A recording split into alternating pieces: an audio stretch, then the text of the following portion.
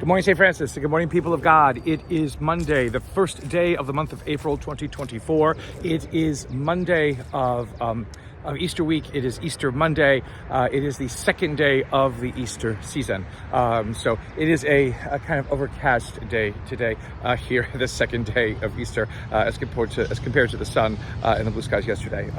It is a little bit cooler this morning. It got very hot yesterday, but it'll probably get very hot again today. But there's a cool down coming later on in this week. So there's a little weather report as we begin this first of our weeks of Easter. Remember, every day today, liturgically celebrated, is a solemnity. So it should have all the stops pulled out to be able to celebrate it in fine style. Usually that does not happen, not even at the cathedral downtown. So we always have an issue with this. The Gloria is sung, the baptismal promises are renewed, the Easter sequence is sung or said between the second reading and the gospel. All these kinds of things should be happening during this week.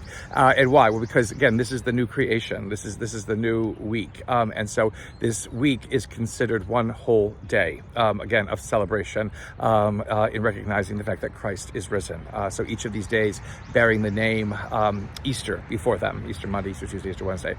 So this wonderful reality and truth. And then we move into the rest of these weeks, 7 weeks of Easter, which again is a new creation sign. Again, God creates in 6 days, rests on the 7th, as we heard at the Easter Vigil, the first reading of creation. And so too now, we celebrate the recreation of the cosmos in God's image, in God's design, in God's intent that we need to kind of match ourselves up with and align ourselves with, because until we do so, we still remain in some ways lost and abandoned, and that is our own fault, our own guilt that allows that to happen, and not anything that God is trying to do to punish us or to hurt us.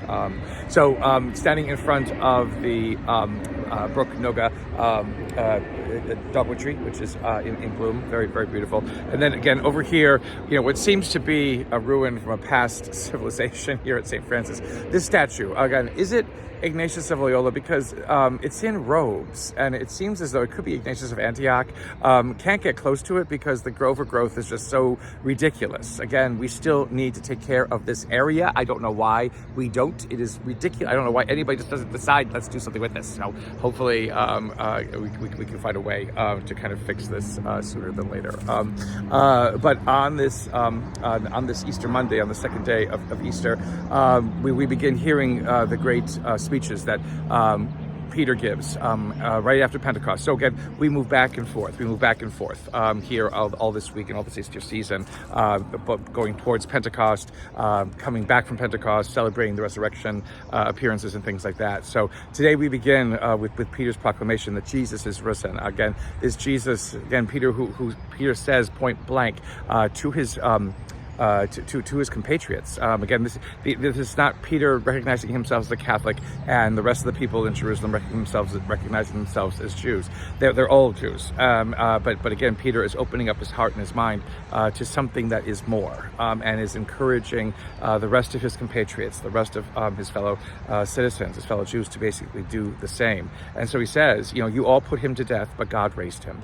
And that is a fact. And he gives the analogy that, again, David's tomb is here, and you know where he is, but again, the tomb is empty that Jesus was placed into. And where is this Christ? Well, he is, again, with the Father, and he is with us. And again, this phenomenal proclamation, that God has done something definitive in Jesus of Nazareth to recreate the world, to recreate the cosmos.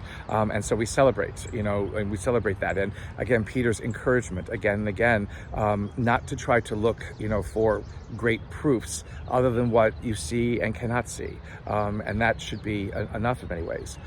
We hear from Matthew's gospel, a second interpretation or a second narrative along the about what the resurrection was about. And so we have the women being told to go to Jerusalem and to tell the apostles. Again, the women are the ones who are the messengers, to tell the apostles that Christ is risen, and that to go and meet him in Galilee, and they find Jesus, and they embrace him, and he continues to tell them to go and to proclaim. And then there is, again, this little story, again, because Matthew is writing to Jewish, believers or Jewish questioners or Jewish inquirers or whatever it is, and so, how is it that, we still don't believe, or our leaders still don't believe?